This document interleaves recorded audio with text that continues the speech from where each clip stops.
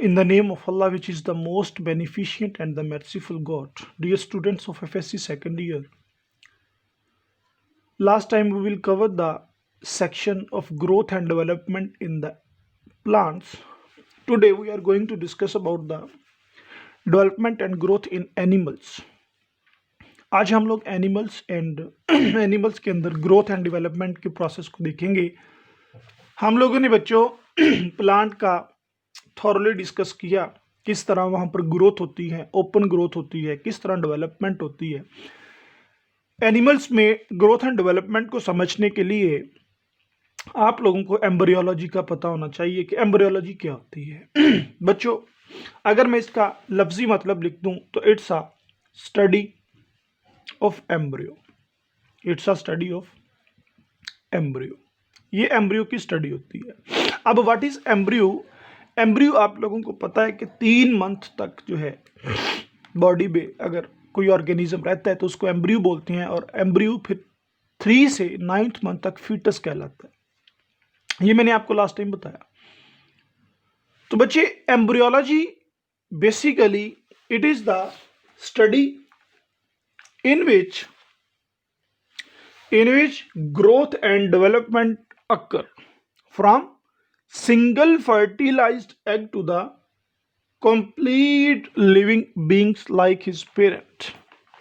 बच्चों, मैं समझा पाया हूं आपको कि from single fertilised egg, single egg जो कि फर्टिलाइज हो चुका है, वहां से बात स्टार्ट करके पूरे का पूरा एक लिविंग बीइंग बन जाना, और वो लिविंग बीइंग दिखने में अपने पेरेंट्स के जैसा हो, इसको हम लोग बोलते हैं एम्ब्रियोलॉजी। अब सिंगल एग से लेकर पेरेंट्स जैसा दिखने में बहुत ज़्यादा स्टेजेस आती हैं, जिनमें बच्चे डिफ्रेंशिएशन भी होती है सेल्स की, जिसमें ग्रोथ भी होती है, जिसमें डेवलपमेंट भी होती है।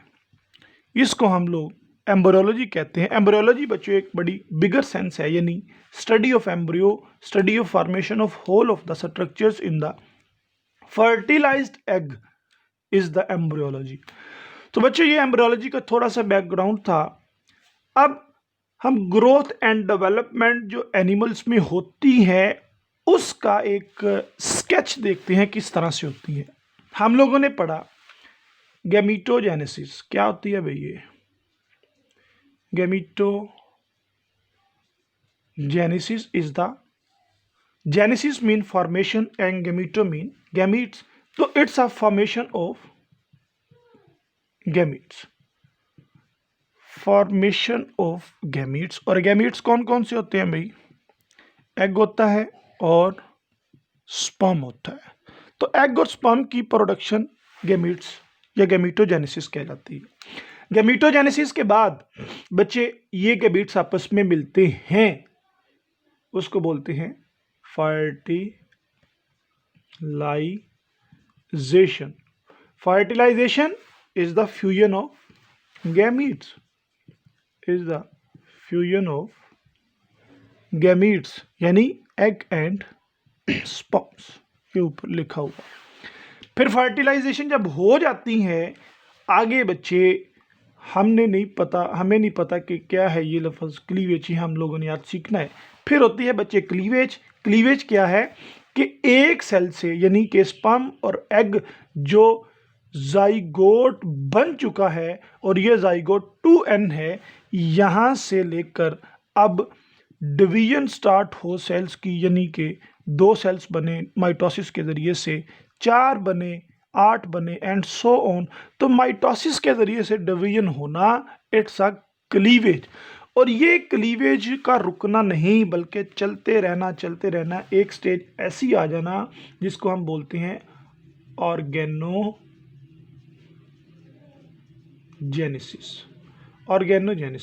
अब मैंने एक स्टेप मिस किया है बच्चों, वो ब्लास्टुलेशन का है, उसका कोई प्रॉब्लम नहीं है, इंशाल्लाह वो मैं आपको पूरी डिटेल में पढ़ाऊंगा।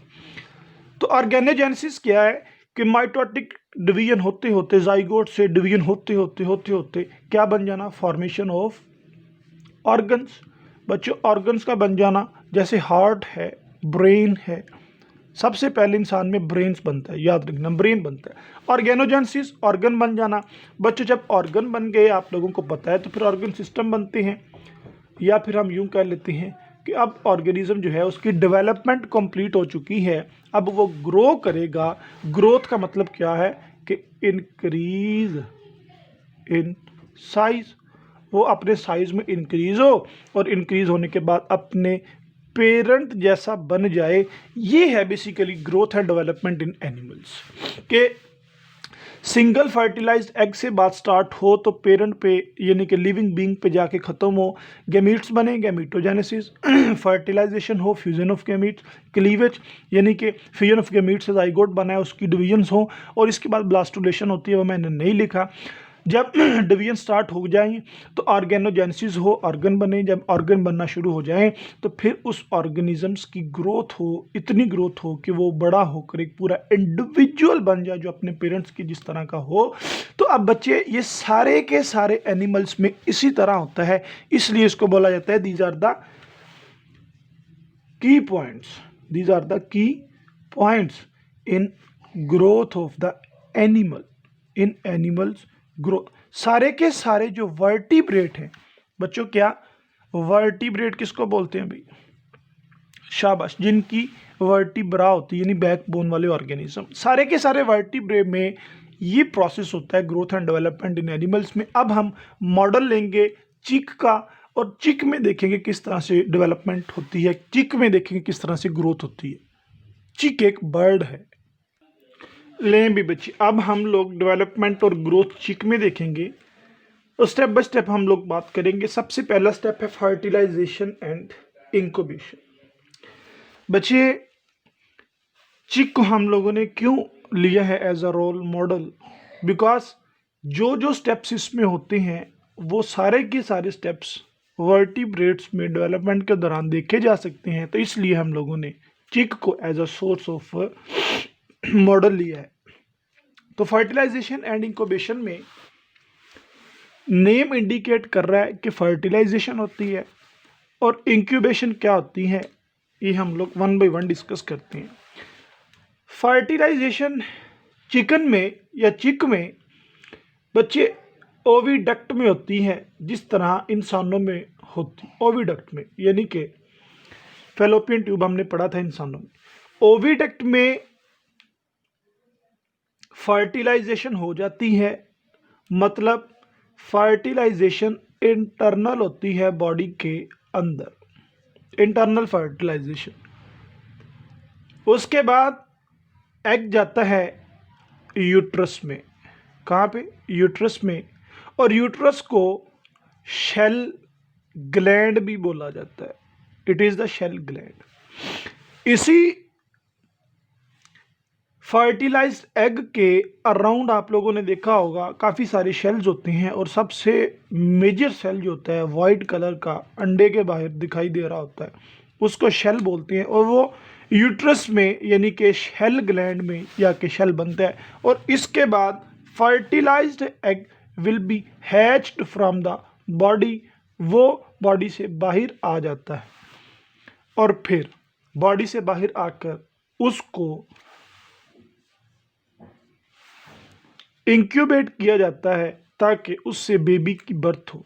उसको क्या किया जाएगा, इंक्यूबेट, इसको हम प्रोसेस को बोलते हैं इंक्यूबेशन।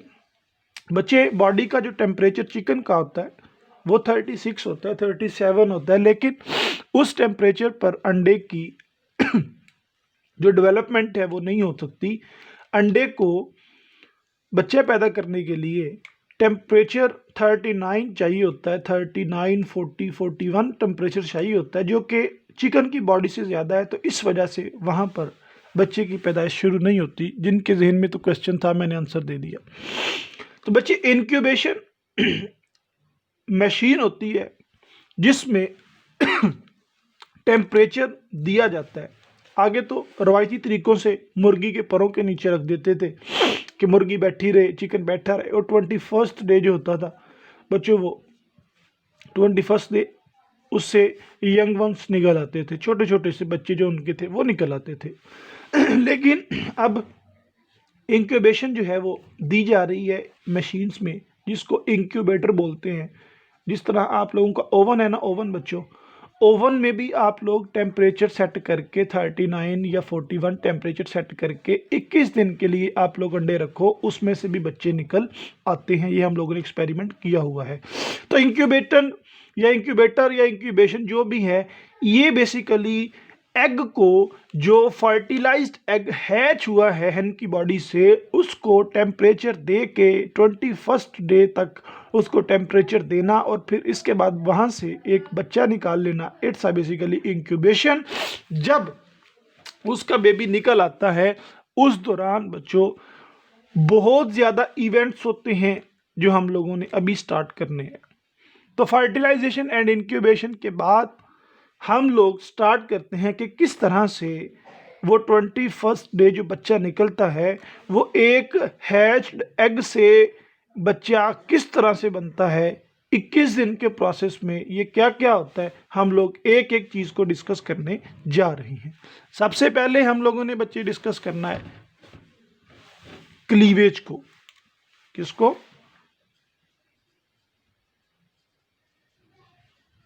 क्लीवेज को डिस्कस करना है। और क्लीवेज को डिस्कस करने के लिए आप लोगों को इसकी डेफिनेशन आनी चाहिए कि what is the cleavage. Cleavage is the series of mitotic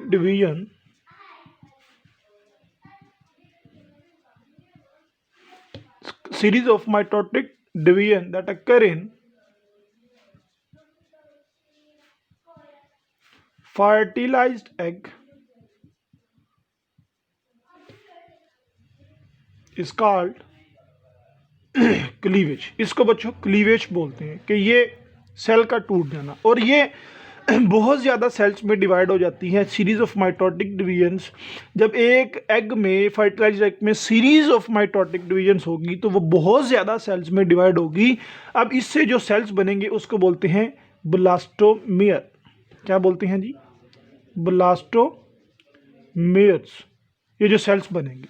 अब हम लोग चिकन के एग को पहले ऑब्जर्व कर लेते हैं कि ये क्या चीज़ है। बच्ची, चिकन के एग को अगर आप गौर से देखो तो उसका एक सिरा थोड़ा सा फैट होता है और एक थिन होता है। इनके अपने अपने नाम है। एक का नाम वेजिटल पोल है और एक का नाम एनिमल पोल है। क्या है जी? एनिमल पोल। अब इसकी डिटेल में आप लोग ना जाओ वरना कंफ्यूज हो जाओगे। एक वेजिटल पोल होता है और एक एनिमल पोल होता है। ये इर्द गिर्द सारे का सारा शेल होता है और अंदर सारा क्या होता है? यॉक होता है। यॉक बहुत ज़्यादा अमाउंट में होता है। ये red represent to the yolk होता है बच्चों। और यॉक इतना होता है कि यहाँ तक ये फैला हुआ होता है, ऊपर तक, यहाँ तक फैला हुआ होता है। और ऊपर थोड़ा सा एरिया सेपरेट होता है जहाँ पर डिवीजन होती है। क्या होती है जी? जहाँ पर डिवीजन होती है वो सिर्फ और सिर्फ इस एरिया में होनी है। आप लोगों ने याद रखना है कि जो भी क्लीवेज होगी वो इसी छोटे से एरिया में होगी, नीचे तक वो आ ही नहीं सकता। क्यों बच्चे? क्लीवेज कोई आम चीज़ नहीं है। क्लीवेज की बहुत ज़्यादा टाइप्स हैं, जिनमें से मैं आपके सामने कोई एक आधी टाइप रखता हूँ। एक होती है होलो ब्लास्टिक क्लीवेज, ठीक हो गया। एक होती है मीरोब्लास्टिक क्लीवेज, और जो चिक में हमने पढ़नी है वो है डिस्कॉइडल क्लीवेज। क्या है भाई? Discoidal cleavage. होलोब्लास्टिक क्लीवेज आपकी बुक में नहीं है, लेकिन मैं आपको समझाता चलूं कि ये क्या होती है। होलो मीन होल, यानी कि ये एक एग है। इस एक एग में पूरे का पूरा एग के अंदर क्लीवेज हो जाना, यानी एक सेल अलहदा, ये वाला सेल अलहदा हो जाए और ये अलहदा हो जाए। It's a holoblastic cleavage. लेकिन डिस्कॉइडल क्लीवेज में क्या होगा बच्चों? Discoidal cleavage is the pattern of cleavage in which not whole of the cell will be cleaved। इसमें पूरे का पूरा सेल क्लीव नहीं होता, बल्कि ये अंडा जो कि एक सेल पर मुश्तमिल है, इसका सिर्फ और सिर्फ इतना सा हिस्सा इसमें क्लीवेज होगी, पूरे के पूरे अंडे में नहीं होगी। उसकी वजह यह है कि यहाँ पर बहुत ज़्यादा यॉक प्रेजेंट होता है, जर्दी प्रेजेंट होती है। बच्चे, जो यॉक होता है, यॉक अपने अंदर क्लीवेज नहीं करने देता। ये आप लोगों ने बात पल्ले बांध लेनी है कि जहां पर यॉक होगा वहां पर क्लीवेज नहीं होगी। लेकिन फिर किस तरह से एक एग से पूरे का पूरा बच्चा बन जाता है, बच्चे मैं आपको दिखाऊंगा। इसमें डिस्कॉइडल क्लीवेज में क्लीवेज पैटर्न स्टार्ट होते हैं। पहली दो क्लीवेज वर्टिकल्स होती हैं, यानी कि आप लोग यूं कर लें, वर्टिकल का मतलब पता है ना, पहली दो क्लीवेज इस तरह से होंगी, एक क्लीवेज होगी 2 सेल बन जाएंगे, फिर दूसरी क्लीवेज होगी 4 सेल बन जाएंगे। नहीं समझ आई बच्चों? मैं आप लोगों को एक्सपेरिमेंट थोड़ा सा परफॉर्म करके दिखाता हूँ, बल्कि फिजिकली मैं कोशिश करता हूँ दिखाने की। बच्चों ये क्या है? एक सेब है। इस सेब को आप लोग, वर्टिकल की मैं बात कर रहा हूँ, ये पहले इसको इस तरह से काटो, वर्टिकल कितने हिस्से हो गए? 2 हिस्से हो गए, ठीक है। अब आप इसको फिर वर्टिकली काट लो, वर्टिकली काट लो, फिर इसको वर्टिकली काटो और एंड तक ले जाओ। कितने हिस्से हो गए? 4 हिस्से हो गए। अब 2 माइटोटिक डिवीजन के जो हिस्से होते हैं वो कितने होते हैं? 4 होते हैं। तो 2 डिवीजन इसमें इस तरह होती हैं, यानी कि इनमें जो 4 सेल हैं वो सेपरेट हो जाते हैं। इस तरह करके 4 सेल सेपरेट हो जाते हैं। वो गिर गया एक। जब बच्चों ये 4 सेल सेपरेट हो जाएंगे, फिर उसके बाद जो थर्ड क्लीवेज होगी, ठीक है, ये 4 सेल जब सेपरेट हो जाएंगे, उसके बाद जब थर्ड क्लीवेज होगी वो हॉरिजॉन्टल होगी। वो हॉरिजॉन्टल किस तरह से होगी? यानी यहाँ से हम लोग इसको काटेंगे और काटने के बाद ये 8 पीसीस में डिवाइड हो जाएगा। तो चिकन की डेवलपमेंट बिल्कुल इसी तरह से होती है कि पहली 2 क्लीवेजेस जो है वो वर्टिकल होती हैं, और होती कहाँ पर हैं? सिर्फ इतने हिस्से में, इसको नहीं भूलना। पहली 2 वर्टिकल यानी 4 सेल बने, और फिर तीसरी हॉरिजॉन्टल होती है, 8 सेल बन जाते हैं। और उसके बाद इर्रेगुलर सी क्लीवेजेस चलती रहती हैं। तब तक ये चलती रहती हैं जब तक एक चीज़ ना आ जाए, अगली स्टेज ना आ जाए। उस अगली स्टेज का नाम है मोरूला।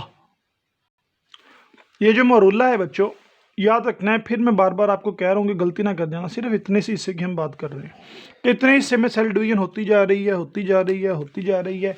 और 1 से 2 सेल, 2 से 4, 4 से 8, 8 से 12, ये सेल इस तरह से बनते जा रहे हैं, ठीक है। ये इस तरह से सेल्स बनते जा रहे हैं, और ये काफ़ी सारा कॉम्पैक्ट मास ऑफ सेल्स बोला जाता है मरूला को। ये काफ़ी सारे जब सेल्स बनते जाएंगे तो इट्स अ मरूला। इसकी कोई शेप नहीं, इसका कोई स्ट्रक्चर नहीं, हाँ राउंडेड सा स्ट्रक्चर है। और इसके जो पेरिफेरल वाले हिस्से हैं, क्या है जी? पेरिफेरी। पेरिफेरी किसको बोलते हैं? अभी किनारों को। पेरिफेरल सेल्स जो हैं वो थोड़े से क्या है? लॉन्ग हैं, सिलेंड्रिकल्स टाइप हैं।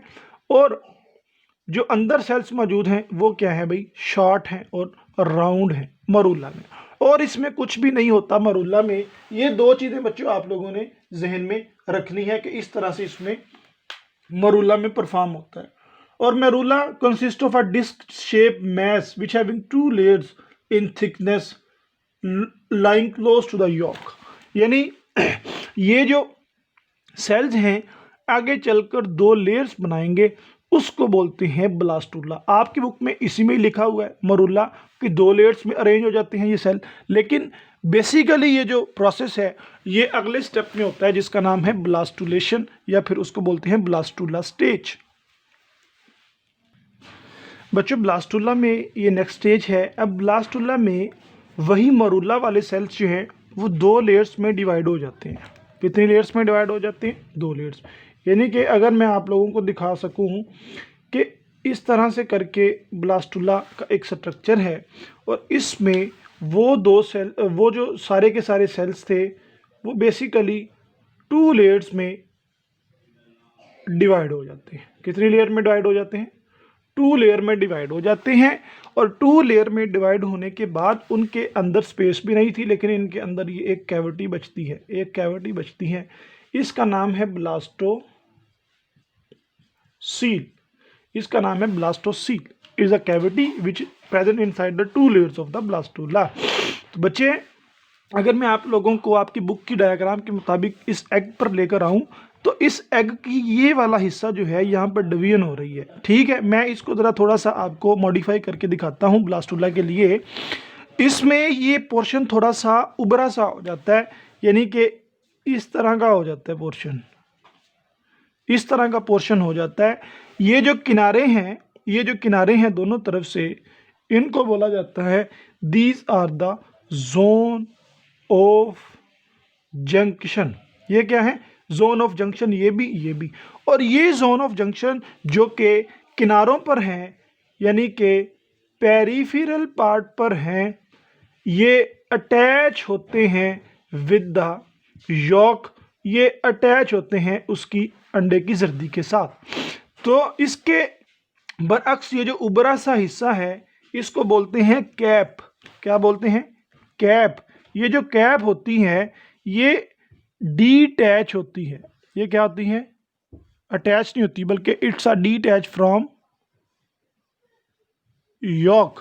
अब इसी कैप को अगर हम गौर से देखें या बड़ा करके देखें तो हमें ये ब्लास्टुला स्टेज नज़र आ रही होती है, यानी कि ये दो सेल्स हमें नज़र आ रहे होते हैं, दो सेल्स की लेयर। एक सेल तो ऊपर कैप के ऊपर होता है, यहाँ पर होता है ऊपर, इस तरह करके डन हो गया, इस तरह करके डन होता है।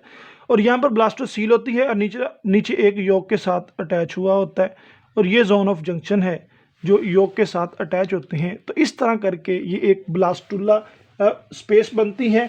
और मरूला, इससे जो पहले स्टेज थी वो बहुत शॉर्ट लिव्ड होती, छोटी सी स्टेज होती है, फौरन ब्लास्टुला में वो कन्वर्ट हो जाती है।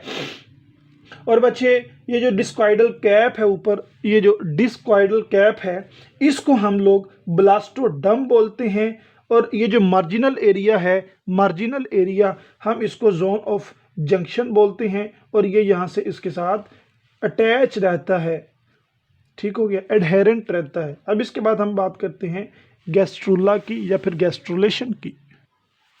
गैस्ट्रुलेशन की अगर डेफिनेशन देखें, gastrulation is a process in which the layers are formed, in which the layers are formed। बच्चे, लेयर्स फॉर्म होनी है बॉडी की, और बॉडी की 3 लेयर्स होती हैं। एक होती है एक्टोडम, ये आप लोगों ने पढ़ा हुआ है एफएससी में। एक होती है मीजोडम, और तीसरी एंडोडम। अब इन तीनों लेयर्स का बन जाना, इट इज़ द गैस्ट्रुलेशन। लेकिन ये बनेगी कहाँ से? बच्चे, इट्स अ ब्लास्टुला। ब्लास्टुला को हम लोग अब दोबारा से नीचे रख कर देखेंगे कि ये अगर ब्लास्टुला हम देखें, ठीक है, इस ब्लास्टुला को हम ये कैप वाला स्ट्रक्चर भी पीछे से शो कर देते हैं। अगर हम इसको देखें तो इसमें 2 लेयर्स हैं। एक बच्चे ऊपर है लेयर सेल्स की, और एक सेल्स की लेयर नीचे है, इस तरह करके 2 लेयर्स हैं। सेंटर में ब्लास्टोसील कैविटी है। ऊपर वाली लेयर जो है इसको बोलते हैं एपीब्लास्ट। क्या बोलते हैं? एपीब्लास्ट। नीचे वाली लेयर है, इसको बोलते हैं हाइपोब्लास्ट। क्या बोलते हैं? हाइपोब्लास्ट। ये जो एपीब्लास्ट होती है, इसने फ्यूचर में जाकर 2 लेयर्स की फॉर्मेशन करनी होती है। एक एक्टोडर्म होती है और दूसरी मीजोडर्म होती है। और हाइपोब्लास्ट जो है, इट फॉर्म द एंडोडर्म। ये क्या बनाती है भाई? एंडोडर्म बनाएगी। और ये किस किस तरह से प्रोसेस होंगे, ये हम लोग सारा एक एक डायग्राम की मदद से बच्चे हम लोग देखेंगे। तो एपीब्लास्ट जो है ये मीजोडर्म बना देती है। ले भाई बच्चे, ये वाला जो स्ट्रक्चर है ना, ये वाला, ये बेसिकली ऊपर वाला स्ट्रक्चर ये दिखाई दे रहा है। नीचे वाली लेयर जो है, जिसको हमने हाइपोब्लास्ट कहा है, ये अभी भी यॉक के साथ अटैच है, अभी भी यॉक से डीटैच नहीं हुई। साथ वाले जो किनारे हैं, जिनको जोन ऑफ जंक्शन कहा जा रहा है, ये भी यॉक के साथ अटैच होते हैं। तो बच्चों, एक वो एरिया जो यॉक के साथ अटैच नहीं है, यानी कि ये ब्लास्टोसील और ये वाला ऊपर सेल वाला एरिया, इसको हम लोग बोलते हैं एरिया पेल्यूसिडा। क्या बोला जाता है? Area pellucida. पेल्यूसिडा का लफ्ज़ी मतलब होता है कि इट एब्जॉर्ब लाइट, कि ये लाइट को एब्जॉर्ब कर सकता है, या फिर इट ट्रांसमिट लाइट, यहाँ पर लाइट गुजर सकती है, यहाँ से लाइट गुजर सकती है। इट्स अ एरिया पेल्यूसिडा, कि यहाँ से लाइट पास कर सकती है। और उसके बाद ये नीचे वाला पोर्शन एपीब्लास्ट, जो यहाँ पर यॉक के साथ लगा होता है, इट्स अ यॉक, ये यॉक के साथ लगा होता है, यहाँ से लाइट पास नहीं कर सकती, बल्कि हाइपोब्लास्ट वाला एरिया जो है वो लाइट को ट्रांसमिट या फिर रिफ्लेक्ट कर देगा। इस एरिया को बोलते हैं एरिया ओपेका, एरिया ओपेका। तो बच्चे हम लोगों ने गैस्ट्रुलेशन देखा। गैस्ट्रुलेशन में लेयर फॉर्मेशन होती हैं एक्टोमीजोडर्म। एक्टोमीजोडर्म गैस्ट्रुलेशन की जो लेयर्स हैं वो ब्लास्टुला से फॉर्म होती हैं। ब्लास्टुला में दो लेयर्स थी, एक एपीब्लास्ट थी, एक हाइपोब्लास्ट थी। एपीब्लास्ट ऊपर वाली लेयर थी, उसको एरिया पेल्यूसिडा बना दिया उसने, और हाइपोब्लास्ट नीचे वाली थी, इसने एरिया ओपेका बना दिया। इससे लाइट पास कर सकती हैं, इससे लाइट ट्रांसमिट करेगी। तो इस तरह करके हमारा जो आज का लेक्चर है बच्चों वो ख़त्म होता है, क्योंकि लेक्चर ज़्यादा लंबा हो रहा है और टॉपिक बहुत बड़ा है। मैं फिर इसको इंशाल्लाह नेक्स्ट लेक्चर में रिमेनिंग पार्ट को डिस्कस कर लूँगा, नोटोकॉर्ड एंड मेसोडर्म फॉर्मेशन को। उतनी देर के लिए अल्लाह हाफिज़, अस्सलामु अलैकुम व रहमतुल्लाह।